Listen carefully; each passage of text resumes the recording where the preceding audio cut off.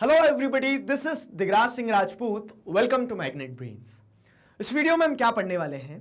इस वीडियो में हम पढ़ेंगे अर्बन सेटलमेंट्स के बारे में। अर्बन सेटलमेंट्स क्या होते हैं उस चीज को मैं आपको इस वीडियो में बताने वाला हूं, समझाने वाला हूं। पिछले वीडियो तक हम लोगों ने रूरल सेटलमेंट की अगर हम बात करें तो टाइप्स ऑफ रूरल सेटलमेंट्स क्या है वो सारी चीजें समझ चुके हैं। अगर एक बार रिकैप करें तो हमें समझ में आता है कि हाँ, दो तरह के सेटलमेंट्स हम देख सकते हैं। When we are talking about human settlements, तो human settlements are of different types, different कह सकते हैं साइज, जिसमें अर्बन और रूरल दो ब्रॉड कैटेगरीज हैं जो हम इस चैप्टर में पढ़ रहे हैं। रूरल सेटलमेंट आपको पता है कि जहां पे प्राइमरी इकोनॉमिक एक्टिविटीज पर बेस्ड लोग सेटल होते चले जाते हैं, घर बनाते हैं, अपना जो रिसोर्स बेस रहता है वो प्राइमरी इकोनॉमिक एक्टिविटीज से जुड़ा हुआ रहता है। ठीक है, वहीं पे अगर आप बात करेंगे अर्बन सेटलमेंट्स की, तो अर्बन सेटलमेंट्स में क्या कहानी देखने को मिलती है आपको कि people are engaged in secondary and tertiary sector. ठीक है, सेकेंडरी टर्शरी सेक्टर में एंगेज्ड है। वहां पे आप जैसे देखेंगे तो सोशल कनेक्शंस उतने स्ट्रांग नहीं होते, यहां सोशल कनेक्शन स्ट्रांग होते हैं एंड ब्ला ब्ला ब्ला। तो उस तरह की कहानी है जो अभी तक हम पढ़ चुके हैं। अब अगर हम आगे बढ़े और समझे कि अर्बन सेटलमेंट्स कैसे बनते हैं, तो urban settlements are different from rural settlements, और ये कैसे बनते हैं और रूरल सेटलमेंट से कैसे डिफरेंट है उस चीज को अगर समझे तो यहां पे आपको एक डिफरेंशिएटिंग पॉइंट और मिल जाएंगे, जो आप स्टार्टिंग में इंट्रोडक्टरी वीडियो में मैंने आपको बताया। तो उसके अलावा भी क्या मिल जाएंगे आपको, और ज्यादा क्या मिल जाएंगे, डिफरेंशिएटिंग पॉइंट्स मिल जाएंगे। तो when we are talking about urban settlements are generally compact and larger in size. ठीक है, तो रूरल सेटलमेंट की अगर अपेक्षा में देखोगे तो आपको यहां पे डिस्पर्स सेटलमेंट मिल सकते हैं कि हाँ, बहुत फैल के जगह है, जो हमने अभी पिछले वीडियो में पढ़ा था। ठीक है, रूरल सेटलमेंट्स में आपको कहीं कहीं पे डिस्पर्स सेटलमेंट्स देखने को मिल जाएंगे, लेकिन most of the time urban settlements, ठीक है, अर्बन सेटलमेंट्स अधिकतर क्या देखने को मिलेंगे आपको, कॉम्पैक्ट ही देखने को मिलेंगे कि शहरों में जगह की बहुत ज्यादा कमी होती है, जगह की बहुत ज्यादा कीमत होती है, और ये जो अर्बन सेटलमेंट्स होते हैं तो साइज में भी काफी ज्यादा बड़े होते हैं। ठीक है, साइज में काफी ज्यादा बड़े होते हैं और साथ ही साथ में कॉम्पैक्ट होते हैं। Is that clear? आगे बढ़ते हैं तो they are engaged in a variety of non-agricultural, economic and administrative functions. When we are talking about urban कह सकते हैं सेटलमेंट्स, तो अर्बन सेटलमेंट्स में आपको क्या देखने को मिलेगा कि लोग नॉन एग्रीकल्चरल एक्टिविटीज में एंगेज होते हैं, नॉन एग्रीकल्चरल एक्टिविटीज में एंगेज होते हैं, इकोनॉमिक और एडमिनिस्ट्रेटिव फंक्शंस परफॉर्म किए जाते हैं। ठीक है, एडमिनिस्ट्रेटिव फंक्शंस क्या है, तो जैसे आप देखेंगे शहर है, किसी भी स्टेट के कैपिटल में चले जाओ, फॉर एग्जांपल मध्य प्रदेश का कैपिटल हो गया भोपाल, तो भोपाल में आप देखेंगे क्या हो रहा है यहाँ पे कि एडमिनिस्ट्रेटिव वर्क, पूरे स्टेट का एडमिनिस्ट्रेटिव वर्क यहाँ से किया जा रहा है। तो लोग उस तरह से आपको अर्बन सेंटर्स में क्या देखने को मिलेगा कि people are engage in administrative work, they are engage in economic activities, they are performing non agricultural activities. अधिकतर कोई इंडस्ट्री चला रहा है, कोई दुकान खोल के बैठा है, कोई कुछ कर रहा है, कोई कैफे चला रहा है। तो इस तरह से आपको बहुत सारे लोग जो देखने को मिलेंगे अर्बन सेटलमेंट्स में, वो नॉन एग्रीकल्चरल एक्टिविटीज में एंगेज मिलेंगे। क्लियर है?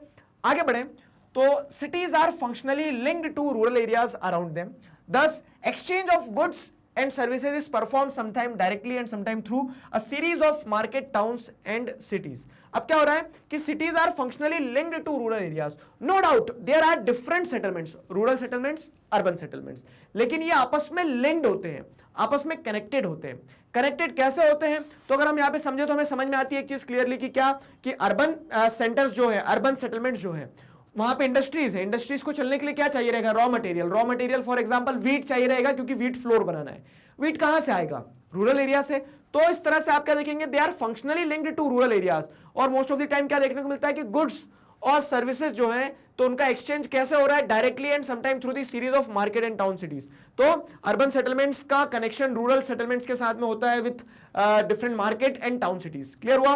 तो ये यहाँ पे आपको एक अर्बन सेटलमेंट और रूरल सेटलमेंट के बीच में डिफरेंशिएटिंग पॉइंट समझ में आ गए। ये बड़े होते हैं, कॉम्पैक्ट होते हैं, नॉन एग्रीकल्चर एक्टिविटीज में एंगेज होते हैं, और समवेयर और the other functionally they are linked. ठीक है, अर्बन हो या रूरल आपस में जुड़े हुए रहते हैं। ये आपको इंट्रोडक्टरी वीडियो में भी मैंने क्लियर किया था। ठीक है, अब अगर हम बात करें तो अब आपको एक जो सब टॉपिक देखने को मिलता है अर्बन सेटलमेंट्स के अंदर, वो सब टॉपिक क्या मिलता है, evolution of towns in India.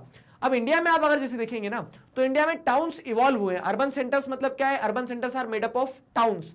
ठीक है, तो ये टाउन्स इवॉल्व हुए हैं। टाउन्स कैसे इवॉल्व हुए, तो अगर टाउन्स को यहां पे समझा जाए तो टाउन्स क्या है, towns flourished since pre historic time in India. Town क्या है, तो एक ट्रांजिशन आपको देखने को मिलता है ना तो वो रूरल एरिया है, ना पूरी तरह से सिटी बन गया है, जहां पे आपको एक transition, T4 transition, T4 town.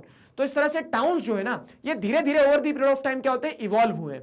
और ये टाउन्स का इवोल्यूशन आज से नहीं हुआ है, ये प्री हिस्टोरिक टाइम में अगर आप चले जाओगे तो आपको इंडस वैली सिविलाइजेशन में आप जैसे देखेंगे मोहनजोदारो हो गया, हड़प्पन सिविलाइजेशन हो गया, मतलब हड़प्पा हो गया, तो ये सिटीज उस समय पे डेवलप हुए थे। तो एंशियंट टाइम में आप चलोगे तब से लगा के फिर उसके बाद में जो अलग अलग एंशियंट एम्पायर्स रहे, मिडिवल एम्पायर रहे, मॉडर्न टाइम पीरियड में अगर आप जैसे देखोगे तो अराइवल ऑफ यूरोपियंस, तो यूरोपियंस के आने से कोलकाता, ठीक है, कोलकाता के बाद में जैसे मद्रास देखोगे, बॉम्बे देखोगे, तो क्या हुआ है कि टाउन्स जो है तो over the period of time evolution देखने को मिला है टाउन्स का, स्टैटिक नहीं रहा है। जैसे अगर आप बात करते हैं किस चीज की, बॉम्बे की, तो बॉम्बे आज जो आपको देखने को मिल रहा है वो आज से शायद 200 साल पहले ऐसा नहीं था, आज बहुत ज्यादा इवॉल्व हो गया। क्लियर है? तो देयर इज बीन इवोल्यूशन, ठीक है, there has been evolution when it comes to the development of town और when it comes to the urban settlements. Clear है? अब देखो क्या है, तो इस इवोल्यूशन प्रोसेस के हिसाब से अगर हम देखें तो on the basis of their evolution in different periods, ठीक है, क्या है इवोल्यूशन, कैसे होता है इवोल्यूशन आपका हो रहा है कि हाँ बचपन से बड़े होने तक आपने किस तरह से इवॉल्व हुए, आप क्या क्या चेंजेस आए आपके शरीर में, आपके सोच में, आपके नजरिए में, तो वो आपका इवोल्यूशन हुआ। तो अलग अलग टाइम फ्रेम में आपका इवोल्यूशन हुआ ना, वैसे ही सिटीज की अगर बात की जाए, टाउन्स की अगर बात की जाए, तो on the basis of their evolution in different periods, so these towns, these cities evolved over the period। तो उस इवोल्यूशन के हिसाब से अगर देखोगे तो इंडियन टाउन्स में भी क्लासिफाइड, इंडियन टाउन्स को आप 3 कैटेगरी में क्लासिफाई कर सकते हो, ancient towns, medieval towns, modern towns. ठीक है, अब एंशिएंट टाउन क्या है, मिडिवल टाउन क्या है, मॉडर्न टाउन्स क्या, तो आपको पता है ये एंशिएंट पीरियड में इवॉल्व हुए, ये मिडिवल पीरियड में हुए, ये मॉडर्न पीरियड में हुए। वेरी सिंपल, जी हाँ, इतना सिंपल है, लेकिन अगर आप थोड़ा सिटीज के हिसाब से देखोगे तो और समझ में आएगा। अब एंशिएंट टाउन्स में अगर बात करें ना, तो एंशिएंट टाउन्स मतलब एंशिएंट पीरियड में जो टाउन्स डेवलप हुए, इवॉल्व हुए, तो उनका डेवलपमेंट के पीछे का कारण पता है क्या था, उनके डेवलपमेंट के पीछे का कारण रिलीजन बहुत इंपॉर्टेंट था वहां पे। तो अगर एंशिएंट टाउन्स को आप देखोगे तो there are number of towns in India having historical background spanning over 2000 years, most of them developed as religious and cultural centers। ठीक है, तो मतलब आप 2000 साल पुराना इतिहास निकाल सकते हो कुछ शहरों का। काशी की अगर हम बात करें तो इन शहरों का आप क्या कर सकते हो, 2000 साल पुराना, प्रयाग इलाहाबाद की अगर बात करें तो आपको पुराने ग्रंथों में इनका क्या मिल जाएगा, जिक्र मिल जाएगा। तो इस तरह से some cities, some towns are not new, not evolved today. ठीक है, उनका टाइम पीरियड अगर देखोगे आप तो एंशिएंट टाइम से इवॉल्व होते आए हैं। तो there are number of towns in India having historical background spanning over 2000 years, most of them developed as religious and cultural centers। जैसे मैंने बताया, Varanasi is one of the most important among these। Prayag, Allahabad, Pataliputra, Madurai are some of the example of ancient towns in the country.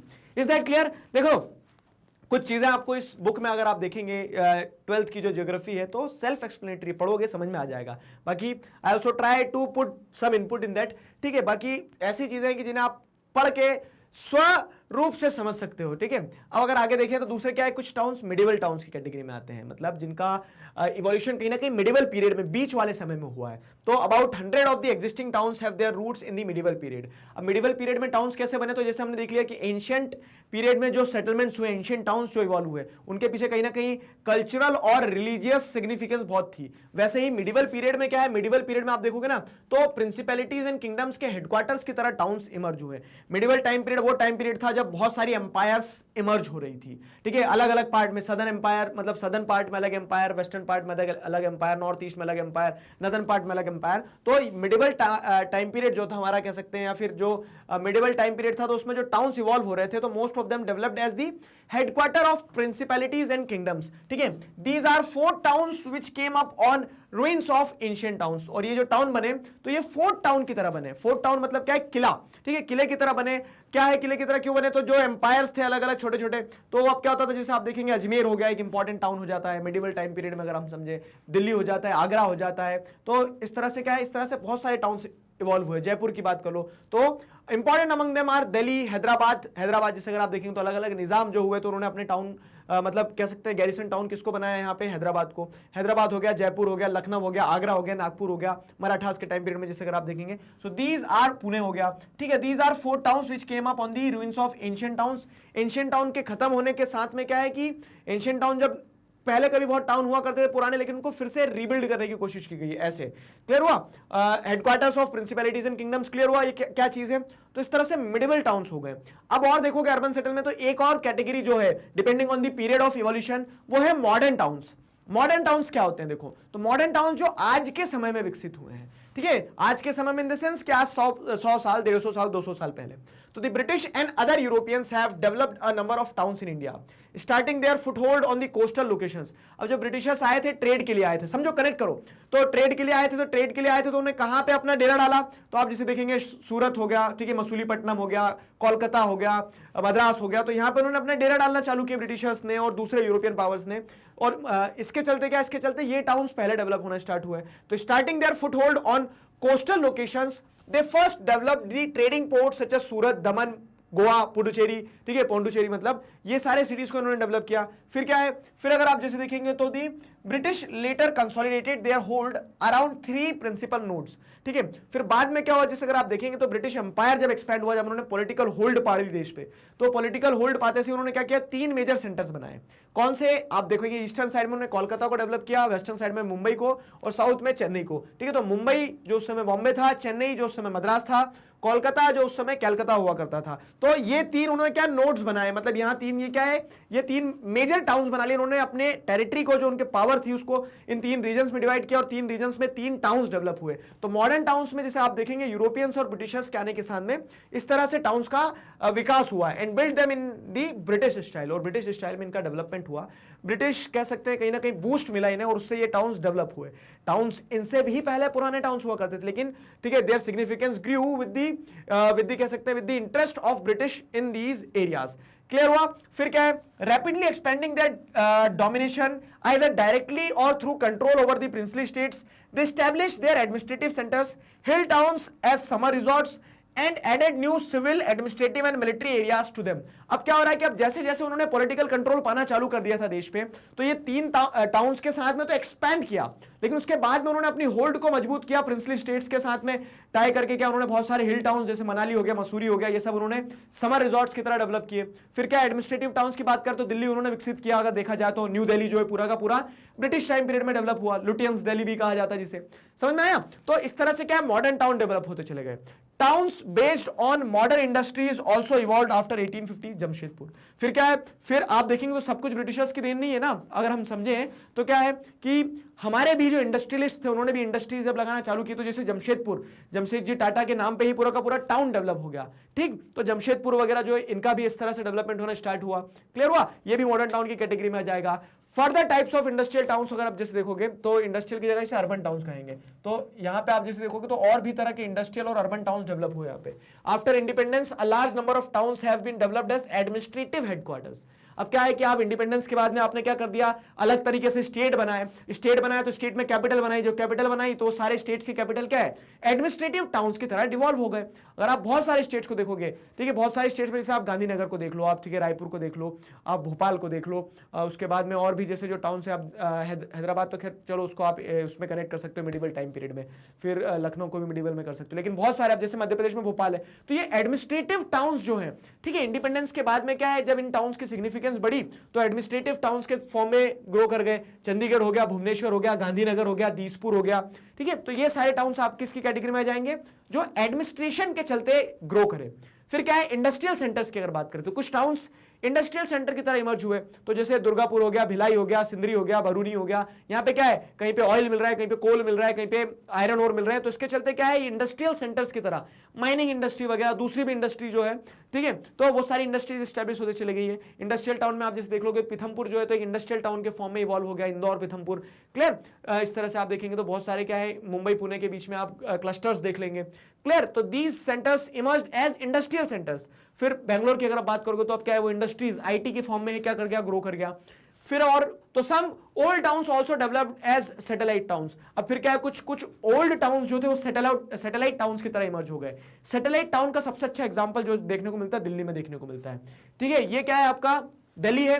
अब पूरे के पूरे दिल्ली में जैसे अगर आप देखोगे ना तो क्या है, गुड़गांव लगा हुआ है, फरीदाबाद लगा हुआ है, नोएडा लगा हुआ है, गाजियाबाद लगा हुआ है। तो ये ऐसे शहर हैं जो दिल्ली से दूर है, लेकिन अब क्या है, दिल्ली फैल रहा है और ये शहर जो है दिल्ली में समाते जा रहे हैं। तो सैटेलाइट टाउन्स भी डेवलप हुए इस तरह से।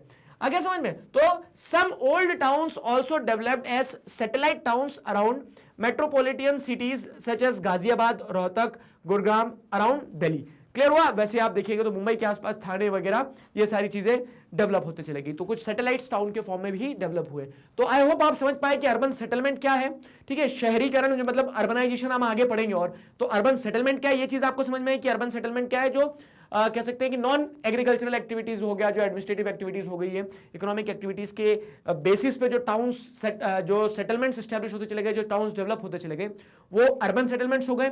अर्बन सेटलमेंट्स का इवोल्यूशन हुआ, तो ancient town, medieval town, modern towns, आपने अलग अलग तरह के टाउन्स को समझा। I hope you enjoyed this, आपको चीजें समझ में आई है। अब आगे और अर्बनाइजेशन को हम समझेंगे मैग्नेट ब्रेन्स पर। इसी तरह से सभी सब्जेक्ट्स, चैप्टर्स, टॉपिक, सब टॉपिक, सब कुछ सिस्टमैटिक वे में वीडियोस के फॉर्मेट में अवेलेबल है। इन सभी वीडियोस को आप बहुत आसानी से देख सकते हैं, घर बैठे अपना सिलेबस कंप्लीट कर सकते हैं। जी हाँ, ये सारी चीजें आपको यूट्यूब चैनल पर मिल जाएगी। आप इन सभी वीडियोस को हमारी ऑफिशियल वेबसाइट पर जाकर भी विजिट कर सकते हैं, वहां पर भी पढ़ सकते हैं। करना कुछ नहीं, बहुत सिंपल रास्ता है, magnetbeans.com सर्च करना है गूगल पर, आपके सामने एक वेबसाइट आएगी, उस पर क्लिक करना है। वेबसाइट पर क्लिक करते से ही आपके सामने इस तरह का एक कुछ इंटरफेस आएगा। आपको जो भी सब्जेक्ट पढ़ना है उस सब्जेक्ट को सिलेक्ट कीजिए। बहुत आसानी से घर बैठे आप क्या कर सकते हैं, आपके मतलब क्लास सेलेक्ट कीजिए, आपके सामने सब्जेक्ट्स आ जाएंगे। सब्जेक्ट्स में आपको जो चैप्टर पढ़ना है, टॉपिक पढ़ना है, सब टॉपिक पढ़ना है, घर बैठे अपना सिलेबस कंप्लीट कीजिए। अपने जूनियर्स को जरूर बताइए, क्योंकि किंडरगार्टन से क्लास 12 तक इसी तरह से सब कुछ मैग्नेट ब्रेन्स पर अवेलेबल है। मिलते हैं नेक्स्ट वीडियो में। Till then stay connected, keep learning. Thank you very much.